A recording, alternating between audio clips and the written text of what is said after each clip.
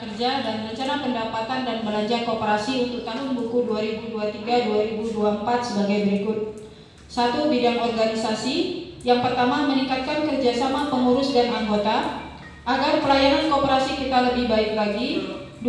Bendahara koperasi berusaha membuat pembukuan sesuai tata aturan pembukuan dalam koperasi untuk menghindari salah persepsi antara buku kas umum dan neraca, yaitu neraca keuangan koperasi mutlak adanya dan gambaran semua transaksi koperasi.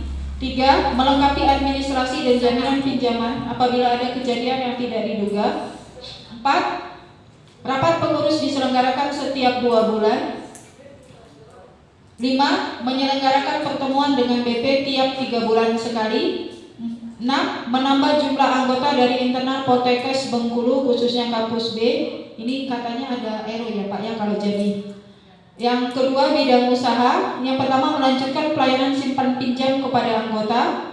2. Menagih piutang yang macet apabila anggota tidak mampu mengangsur utang dalam kurung pokok dan laba dalam bulan berjalan, maka anggota tetap membayar laba saja.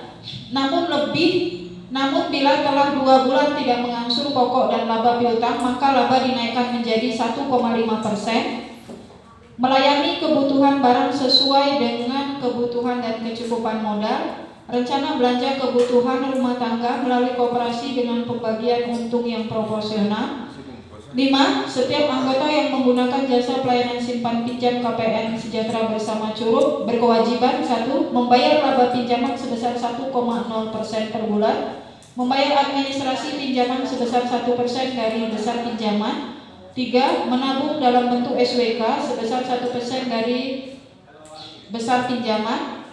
Jangka waktu peminjaman kembali 3 bulan setelah pinjaman pertama dan akan diakumulasi semuanya dengan ketentuan administrasi, SWK dan bunga pinjaman sesuai ketentuan di atas.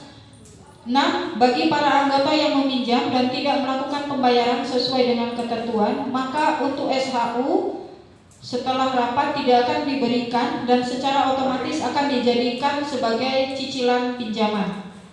3. Bidang keuangan.